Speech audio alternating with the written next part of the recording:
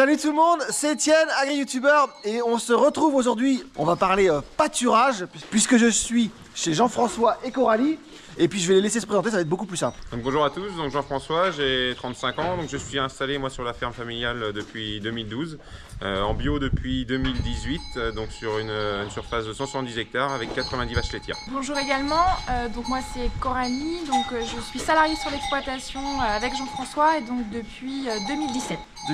Donc vous êtes en bio depuis, tu me disais depuis 2018 là. Vous êtes passé en bio? Donc depuis déjà mon installation, je cherchais à être le plus autonome possible, à dépendre moins de l'extérieur, et donc on s'est posé la question de comment y arriver. On s'est dit que le système bio avec beaucoup de pâturage et beaucoup d'herbes dans la rotation permettait ça, et c'est pour ça qu'on a décidé d'y aller il y a 5 ans. D'accord. Donc là, juste faire un point, la ration aujourd'hui c'est quoi? Donc aujourd'hui, au niveau de la ration, aujourd'hui les vaches ont quasiment 14 kg d'herbes fraîches, donc d'herbes pâturées. Ouais. Et puis un petit complément matin et soir de foin, d'enrubanage, et puis un petit peu de maïs épi qu'on fait déshydrater par une entreprise en Mayenne. D'accord, ok. Et alors là, je crois qu'elles sont impatientes d'aller en pâturage, parce qu'il est déjà pas loin de 10h30, donc je suis arrivé un petit peu à la bourre comme d'habitude. Encore. Donc on va leur ouvrir et on va aller discuter pâturage directement sur place. Voilà. On y va, c'est parti.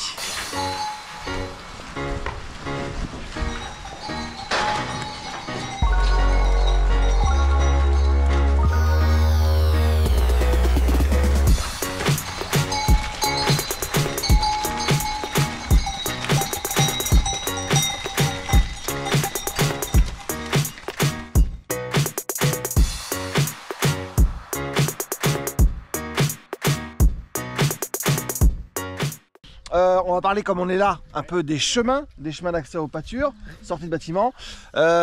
Explique-nous comment tu les as fait, parce que là, c'est vrai qu'on a eu 15 mm, nous, à peu près, là, depuis dimanche. Ça, ouais. Et le chemin, bon, évidemment, il y a la terre dessus, mais le chemin, vous vous enfoncez pas d'1 centimètre dedans, quoi. Donc le chemin est très bien fait, très propre. Explique-nous comment tu les fais et comment tu les entretiens, si besoin. Donc sur l'exploitation, là, donc il y a environ 50 hectares qui sont accessibles aux animaux autour des bâtiments. Donc dès 2018, on a fait le choix de faire des chemins d'accès. Environ, on a fait environ 800 mètres de chemin d'accès pour avoir des bons accès aux pâtures de chaque côté du bâtiment. Donc c'est assez simple, grâce à une pelleteuse, on a enlevé 20 à 30 cm de terre, ouais. Et puis on a tiré de la pierre après sur nos terres. On a rempierré, bien cylindré, et puis après voilà, ça donne ce résultat là. Donc on a fait ça sur toute la... Donc c'est de la pierre de chez toi? C'est de la pierre de chez nous, ouais. D'accord, ok. Donc juste rempieré, décaissé, rempieré. Voilà, et bien cylindré. Bien cylindré. Et puis voilà, ça bouge plus, quoi. Pas de surcouche, quoi que ce soit? Non, on a la chance d'avoir de la grosse pierre et ouais, toutes sortes de pierres sur l'exploitation. Donc ça nous a permis de mettre de assez grosses en fond pour bien stabiliser. Et puis de remettre une fine couche de pierre plus petite pour pas non plus abîmer les pieds des animaux, parce qu'il faut aussi faire attention à ça, de ne pas avoir de pierres coupantes ou de choses comme ça. Ouais. Et donc on a remis une petite couche de ça par-dessus et cylindré. D'accord, donc tu le rouvres quand le premier coup? Enfin, tu le rouvres quand, en début d'année? Donc les vaches sortent à peu près de début février jusqu'au 15 décembre. Ouais, donc début février, 15 décembre, il faut avoir des chemins, surtout au printemps et à l'hiver, des chemins qui tiennent le coup. Ouais, à partir du 15 octobre où ça commence à être humide. Avant, quand on n'était pas en bio, avant 2018, souvent au 15 octobre, on était quasiment obligé de rentrer les animaux parce que les chemins d'accès étaient abîmés. Quand il y a 90 vaches qui passent 4 fois par jour au même endroit, oui, il faut que ça tienne le coup. Faut que ça tienne. Alors on bouge un petit peu pour parler des clôtures, parce que j'imagine qu'avec autant d'hectares de pâture, autant de chemins, il faut des bonnes clôtures. C'est ça, oui. Donc comment tu les as fait et comment tu les entretiens? Donc les clôtures, on a fait le choix de faire des clôtures résistantes et puis qui tiennent dans le temps. Donc déjà de une, pour que les animaux ne se mélangent pas entre les lots. On peut voir qu'on a des genisses qui sont au fond, qui passent à côté des vaches tous les jours. Et puis de deux, c'est pour avoir la sécurité, être tranquille, parce que ça nous arrive de mettre les vaches de jour comme de nuit dehors. Donc il faut quelque chose qui t'empêche pas de dormir. Voilà, c'est ça, qu'on puisse dormir sur nos deux oreilles. Donc les clôtures, voilà, on fait en type clôture permanente, ça s'appelle. Donc on a un piquet tous les 20-25 mètres. Un rang ou deux rangs de fil, après ça dépend. Quand j'ai des genisses, souvent je mets 2 rangs de fil pour sécuriser. S'il n'y a que les vaches, on met seulement un rang de fil tendu avec un tendeur rotatif et puis un ressort qui permet au fil de pouvoir se tendre et se détendre sans casser. D'accord, ok.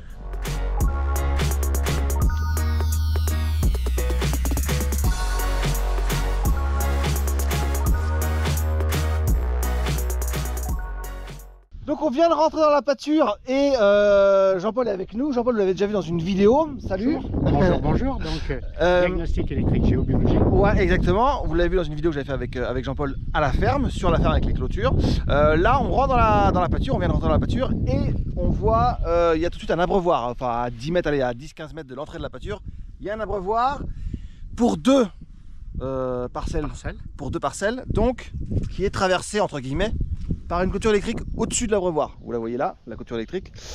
Donc explique-nous ce qui a été mis en place aussi, et puis les courants parasites justement, par rapport à la clôture et par rapport à l'abreuvoir. Alors, un fil de clôture rayonne.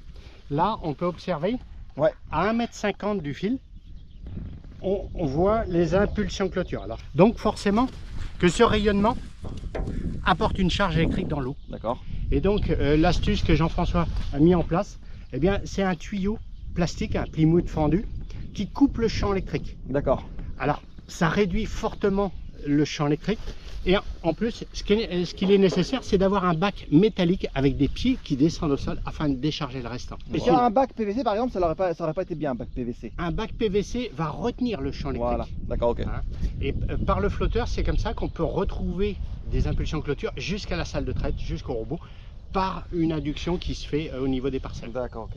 Donc là, tu as mis la sonde dans l'abreuvoir et la terre, vache, voilà, bien docile, voilà. qui s'approche là. Et donc je vous ai montré les impulsions qu'on voyait tout à l'heure, et maintenant les impulsions dans l'abreuvoir. Dans l'abreuvoir, donc là on est à un calibre très très faible, et là on voit il n'y a pas de clôture. Hein, donc on est à un calibre de 200 millivolts et 0 clôture. Et en tension. Hein, donc là, il nous reste une petite tension résiduelle, mais honnêtement, ça c'est une eau qui est propre sur le plan électrique. Bravo. Donc là, il n'y a aucune gêne pour les animaux, elles peuvent venir boire sans souci, quoi. Donc là, ça y est, on se retrouve dans la pâture avec les vaches. Vous voyez, elles sont juste là, les vaches. Et Didier, qui est spécialiste prairie et conseiller bio sur les élevages de Synovia. Voilà. Et donc là, on a l'herbomètre, si je dis pas de bêtises. Exactement. J'ai pas l'habitude d'en utiliser, donc c'est pour ça. Et tu vas nous expliquer, avec Coralie, la pâture. Où est-ce qu'on est, quand est-ce qu'elle est pâturée, quelle variété il y a, quelle hauteur il y a évidemment, et dans combien de temps elle va retourner, enfin voilà, la totale quoi en gros quoi. Ok, donc là effectivement on est sur une pâture avec le deuxième cycle de pâturage. Donc, quand on voit la quantité d'herbe visuellement, on se dit il y a de l'herbe. Ceci étant, pour estimer réellement la quantité qu'il y a à pâturer pour les vaches et ajuster la ration à l'auge, ce qui est pertinent c'est de pouvoir mesurer les quantités avec un outil comme celui-là qui est un herbomètre. Donc Coralie et Jean-François en ont un à titre personnel, et vous mesurez d'ailleurs toutes les semaines ou tous les 15 jours la quantité d'herbe qu'il y a dans les pâtures. Donc là on a mesuré tout à l'heure, donc on est à 12,5 cm herbomètre. Donc les centimètres herbomètre, ça va peut-être parler à peu de personnes. On les traduit en quantité de matière sèche. Donc on est à 12,5 cm en hauteur rentrée. Les animaux rentrent 12,5 cm. On a mesuré la parcelle d'où elles sont sorties hier. On est à 4,5 donc centimètres. 12,5 moins 4,5 égale 8 cm. On prend en ce moment autour de 240 kg par centimètre et par hectare. Donc 240 par 8. 8 x 2, 16. 8 x 4, 24. Donc il y a entre 1,8 tonne et 1,9 tonne. Et en plus, il est bon calcul mental. 1,8 tonne, 1,9 tonne à pâturer par hectare en ce moment. Donc en fonction du nombre de vaches qu'il y a à pâturer, on ajuste la surface pour leur mettre ce que disait Jean-François tout à l'heure, 14 à 15 kg de pâture par jour. C'est ça, en fait, à chaque fois que du coup les mesures sont effectuées une fois par semaine, on sait exactement la quantité d'herbe qu'il y a dans la parcelle. En fonction de ce qu'elles ont à l'auge, on va cloisonner en fait la parcelle en 2, 3, voire 4 parties pour des repas jour et nuit. Et ainsi on sait ce qu'elles pâturent exactement chaque jour, et chaque jour elles ont un nouveau repas. Là, ce matin, donc elles sont dans une parcelle où il y avait de l'herbe fraîche. Ce soir, on enlèvera le fil qui est derrière, elles auront une nouvelle parcelle avec de l'herbe fraîche, et c'est comme ça tous les jours en fait. Elles ont toujours un nouveau repas. Maintenant, on va voir un petit peu ce qu'il y a dans la pâture en termes de variété. Ce qu'elles mangent, ce que les vaches mangent. Donc tu vas nous expliquer ce que tu as enlevé, ce que tu as pris pour mettre dans l'assiette. Voilà, donc on va regarder l'assiette de nos vaches laitières. Donc voilà, globalement, bien sûr, la vache, quand elle va pâturer, elle va prendre l'ensemble d'un seul coup. On se rend bien compte qu'il y a des espèces très différentes dans le menu de la vache en ce moment, des vaches. Donc si on isole les différentes espèces, on va reconnaître ensemble les différentes espèces qu'il y a dans cette pâture. Donc la première chose, c'est pour pâturer pour des vaches laitières, il faut des graminées et des légumineuses. Donc on reconnaît ici à gauche la graminée principale de cette prairie vache laitière. Donc on la reconnaît avec son pied rouge, c'est du régranglé. Après, si on regarde un peu plus en détail, quand on regarde la forme des feuilles, on se rend compte que les feuilles sont pliées quand elles sortent. Et donc c'est un régranglé. Et la particularité du régranglé, c'est aussi qu'il a 3 feuilles vertes en permanence. Quand la 4e sort, la première meurt. C'est pour ça que les régranglés, on dit ils ont toujours 3 feuilles. Et quand on rentre sur une parcelle pour la pâturer, l'idéal c'est d'avoir 3 feuilles vertes pleines. Ce qui est le cas ici sur cette exploitation. Donc on peut se dire vraiment c'est le moment de la pâturer parce que les régranglés ont refait 3 feuilles depuis le dernier passage. Donc ça c'est top pour la valeur du régranglé. Et comme on est en bio, mais même également en conventionnel, on cherche à associer les graminées à des légumineuses parce que les légumineuses elles ramènent plus de protéines et surtout elles fixent l'azote de l'air par elles-mêmes. Donc on a 3 types de légumineuses dans cette prairie. La principale, c'est bien sûr le trèfle blanc, qu'on va retrouver dans toutes les prairies pâturées par des vaches laitières. Le trèfle blanc est la plante, on va dire, de prédilection pour le pâturage des vaches laitières. Donc il y en a, on en voit beaucoup dans la pâture. En complément du trèfle blanc, il y a 2 espèces de légumineuses qu'on n'a pas dans toutes les prairies, mais qu'on a souvent en bio. Le lotier corniculé, donc qui a été semé au moment du semis de la prairie. Il y a combien, 3-4 ans peut-être qu'elle a cette prairie-là? 2018, 5 ans. Donc il y a du lotier et puis il y a aussi de la luzerne. Donc on peut aussi mettre de la luzerne dans les prairies pâturées par les vaches quand on est sur des sols pas hydromorphes, c'est-à-dire pas gorgés d'eau en période hivernale. La luzerne en petite quantité peut aussi être une légumineuse intéressante pour la pâture des vaches. Donc vous voyez, on a une graminée dominante, le régranglé. Il y a un peu de fétuque élevé, on ne la retrouve pas dans la zone où on est, ou très peu. Et puis 3 légumineuses, donc c'est une très bonne combinaison pour avoir une valeur alimentaire excellente. Donc avec ce type d'herbe, les vaches en ce moment peuvent faire 20 à 22 litres de lait sans complémentation à l'auge. Ici il y a un peu de maïs épi à l'auge et un tout petit peu d'enrubanage, ce qui fait que les vaches elles font entre 23 et 24 litres de lait en ce moment là, avec simplement de la pâture et un tout petit complément de maïs épi à l'auge, ce qui est excellent et ce qui illustre la qualité du repas qu'elles ont à disposition. Tout à l'heure on a vu ce qu'allaient manger les vaches, donc sous-entendu on a regardé hauteur entrée, quelle quantité elles avaient d'herbe à pâturer dans la parcelle. Donc on était autour de 2 tonnes de matière sèche à pâturer. Ce qui est important dans la gestion du pâturage sur une exploitation, c'est aussi de regarder comment est la prairie lorsque les vaches sortent. C'est-à-dire on mesure des hauteurs sorties avec toujours le même outil, l'herbomètre. Donc là on a mesuré tout à l'heure la parcelle en faisant 30 mesures sur l'ensemble de la parcelle. Minimum 30 mesures et on est arrivé à 4,5 cm herbomètre. C'est l'idéal. 4,5 à 5 cm en ce moment, c'est top. Donc on se rend compte que cette parcelle elle est bien pâturée. L'autre élément pour s'en rendre compte, c'est de voir qu'elles ont attaqué toutes les zones, y compris autour des bouses, elles les ont pâturées. Alors un peu moins ras que dans les endroits où il n'y a pas de bouse, mais partout elles ont attaqué l'herbe. Donc ça c'est aussi un point important. Quand on sort d'une parcelle, elles doivent avoir attaqué l'herbe partout, même autour des bouses, à part les bouses très fraîches. Et là, ce qu'on se rend compte, elles sont sorties depuis 2 jours. On se rend compte comment l'herbe repousse déjà, les feuilles elles sont déjà reparties. On a déjà pris, alors pas à l'herbomètre, mais sur la longueur de feuilles 2 à 3 cm. Ça montre aussi que cette parcelle elle fonctionne bien. Donc ça c'est aussi un point important sur les exploitations herbagères. Est-ce que ça pousse vraiment sur les parcelles en herbe? Et là on se rend compte que la parcelle elle est repartie plein pot quoi. Le moteur est à fond. Voilà, donc merci pour l'explication, c'est important de faire ce petit point sortie pâturage, on appelle. Oui, voilà. Sortie pâturage, voir ce qui reste en gros. Ça c'est aussi important que l'entrée pâturage quoi. Ouais, voilà. À l'entrée il faut qu'il y ait de l'herbe de qualité pour bien sûr séduire les vaches. Et quand on sort d'une parcelle, pour ne pas avoir des refus à faucher à chaque passage sortie des animaux, il faut vraiment pâturer ras. Et là c'était vraiment le cas. On a pâturé à 4,5 cm, c'était top. C'était top, donc on continue la visite et les explications évidemment. Là maintenant on se retrouve devant un poste de clôture. Là en sortie de circuit on a 2800 volts. Ouais. Et donc ceci signifie qu'on a un petit 7000 volts de défaut dans le parcellaire. Et en retour à la terre on mesure 200 volts. Ça c'est une mesure qui nous indique qu'on a une très bonne terre. D'accord. En fait les 7000 volts d'électrons, hein, pour donner l'image, qui sont disséminés tout autour du circuit. Ils reviennent à la Terre et il y a très peu de freins. Là, on n'a que 200 volts. Hein, donc ça, c'est bon signe. Bravo Jean-François. Pour la mise à la terre, elle est parfaite. Oui. Et tu me disais aussi que vous aviez 2 postes de clôture. Donc on a 2 postes de clôture. Donc suite au passage de Jean-Paul qui nous avait fait un petit coup de géobiologie sur le bâtiment, on s'était rendu compte qu'on avait des courants parasites des clôtures qui passaient sous le bâtiment et sous la maison. D'accord. Et en fait, c'était lié au fait qu'on n'avait qu'un seul poste de clôture.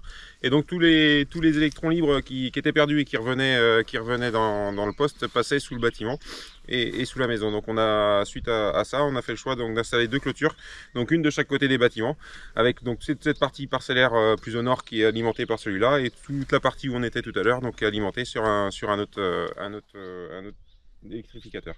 Et par la même occasion, quand on a posé ces 2 postes là, on a refait 2 bonnes terres pareilles. Donc c'est des terres qui sont là dans le milieu de la parcelle à peu près. Donc on a fait un trou d'environ 4 mètres de profondeur avec 2 rangées de fils de cuivre à l'intérieur pour justement capter toutes ces courants parasites et être tranquille pour tout ce qui est tubulaire et toute la salle de traite dans le bâtiment pour pas qu'il y ait de courants qui reviennent. Ok, super. Donc performance, Ouais. et puis surtout pas de pollution clôture dans le sous-sol, Ouais. aux alentours de la maison. Et de C'est ça quoi. l'exploitation. Donc c'est Bravo. d'où l'intérêt des 2 postes et des Voilà. terres. On en avait parlé dans la vidéo avec Jean-Paul, mais des terres, c'est super important. Très important. La mise à la terre. On continue? Parfait. On continue. Allez, on a bougé sur la ferme, on se retrouve encore dans une pâture qui a une histoire un peu spéciale. Tu vas nous expliquer un peu alors, ce que c'était avant et puis ce qu'il y a au-dessus de nos têtes surtout. D'accord, donc là en fait on est sur un îlot d'environ 18 hectares là, qui se touchent, qui historiquement ont toujours été en céréales ici. Donc c'est vrai qu'elles sont passées en pâture depuis qu'on est en bio en 2018, puisqu'il a fallu qu'on augmente la surface accessible aux vaches. Et donc toujours en céréales, puisqu'on a la ligne très haute tension, donc une 400 000 volts qui passe juste au-dessus de nos têtes. Ouais, je vous montre juste, elle est juste là, vous la voyez? Elle est juste au-dessus de nous, on voit le pylône, on voit la ligne juste au-dessus de nos têtes. Hop là! Donc ça fait à peu près 30 ans qu'elle est là, donc on l'a toujours connue là. Et c'est vrai qu'au début on était un peu frileux à mettre les vaches dessous, parce qu'on se dit, ça fait toujours peur de se dire que les vaches pourraient avoir un comportement ou des problèmes de santé Sous des lignes haute tension. Sous les lignes très haute tension. Donc ça a été un peu un pari au début de se dire on se lance ici et puis on verra. Et finalement voilà, ça se passe plutôt bien, on n'observe rien de spécial quand elles sont ici. Après elles sont là 2-3 jours à suivre, elles sont pas là à longueur d'année, donc c'est ce qui joue aussi. D'accord. Et donc voilà, on a juste fait très attention sur les bacs à eau, encore plus que sur l'autre partie, puisque là on a et la clôture électrique et la ligne très haute tension qui peut induire des courants parasites. D'accord, ok. Donc du coup, Abreuvoir, on va refaire un point avec Jean-Paul, parce que notamment ligne à haute tension juste au-dessus de nous, juste au-dessus de nos têtes, donc juste au-dessus de la tête des vaches. Donc qu'est-ce qui a été mis en place ici pour justement, comment tu mesures, qu'est-ce qui a été mis en place pour éviter tous ces courants parasites haute tension et abreuvoir et clôture? Comme l'a dit Jean-François, donc il y a le champ électrique de la clôture qu'il a pu isoler, réduire le champ par le tuyau Plymouth fendu mis sur le fil. Donc là, on peut constater, tout du moins non constater, la présence de clôture dans l'eau. Là, l'autre jour, quand on était passé, on trouvait la clôture dans l'eau, et ça permet de bien réduire. Et par rapport à la ligne, ce qu'il est important, contrairement à l'idée qu'on peut avoir, c'est de ne pas utiliser un bac plastique, plutôt métal, qui va pouvoir poser au sol, se décharger par lui-même. Et Jean-François a complémenté donc avec une chaîne qui plonge dans l'eau et piquée dans le sol, afin d'aider à la décharge de l'eau. Et ça, c'est plutôt des très belles choses. Et là, en termes de mesure, on est parfait. Conclusion, merci beaucoup pour l'accueil, Merci à toi Étienne. Merci à toi. pour les explications, c'était top, j'espère que vous avez appris des trucs. Qu'est-ce qu'on pourrait dire sur le pâturage? Vous, ce que ça vous a apporté, les changements sur la ferme un petit peu, puis ce que vous en retirez de tout ça en fait. Donc pâturage, ce qu'il faut dire, c'est qu'on a la chance d'avoir un parcellaire qui est groupé autour de l'exploitation, sans route, sans rien. Donc on n'est pas embêté pour aller mettre les vaches dehors le matin et soir, on n'a pas de route à traverser. Donc ça c'est déjà un gros atout d'avoir des parcelles autour où les vaches puissent aller librement. Et puis bon, après voilà, le choix du pâturage nous a quand même apporté pas mal d'autonomie, puisque voilà, toute la saison où elles sont qu'à la pâture, on n'a pas besoin de rapporter quoi que ce soit, ni en aliments ni en fourrage. Donc c'était le but recherché. Heureux de ce que vous faites. Ouais, heureux de ce qu'on fait, et c'est un plaisir de les voir le matin sortir, comme vous avez vu tout à l'heure. Enfin, ils ont vraiment envie d'y aller, autant que nous, je pense. Ouais. Donc voilà, le fait d'avoir fait des chemins aussi accessibles, ça permet de les sortir vraiment très longtemps. Toute la partie qui est derrière, du coup, il y a encore 5-6 ans, il y avait que des cultures. Ouais. Au jour d'aujourd'hui, c'est 100% de la pâture. Donc voilà, c'est un bonheur, quoi. Ok. Voilà. Bon, bah, je pense Après, que juste une chose à rajouter sur la pâture, c'est quand même que c'est quelque chose qu'il faut suivre, faut suivre de près. Ça reste assez technique aussi. oui, le pâturage, c'est pas un truc, on ouvre le fil Voilà. et puis ça se démerde. Ça se débrouille. Non, il y a quand même la technique derrière si on veut que les animaux en profitent et puis qu'elles nous rendent le lait qu'on leur demande pour valoriser au milieu d'herbe. Donc c'est intéressant techniquement de suivre un cycle de pâturage. Ok. Bon, bah, écoutez, parfait. Sur ces belles paroles, encore merci. Merci à toi. Si je vois ça, le petit outil là à côté, vous faites combien de foin? Donc en fauche, parce qu'il faut bien imaginer que la pâture ne couvre pas tous les besoins des animaux. Donc on fait environ entre 150 et 180 hectares de fauche. Donc c'est des prairies qui sont dédiées principalement qu'à ça, sur des îlots plus éloignés. Ouais. Où les vaches peuvent pas pâturer, donc des prairies plus typées luzerne, trèfle qui rapportent pas mal de protéines. Et donc on fait de l'ensilage, de l'enrubanage, des coupes de foin. Donc c'est entre 3 et 4 coupes selon les parcelles. Donc là on va démarrer dès qu'il va faire beau, d'ici une dizaine de jours, on va faire les premières coupes. Et puis ça va s'étaler jusqu'à début octobre à peu près, où toutes les 5-6 semaines on va aller récolter de l'herbe pour passer l'hiver. Ok, parfait. Voilà, sur ces belles paroles, je pense que vous avez compris comment ça fonctionnait. Qu'on avait des éleveurs heureux au final, enfin très heureux de faire leur métier et d'être là aujourd'hui. Merci beaucoup. Merci à toi. Merci. Si vous avez des questions, des remarques sous la vidéo surtout, n'hésitez pas. Et puis à la prochaine pour une autre vidéo. Au revoir. Au revoir. À la prochaine.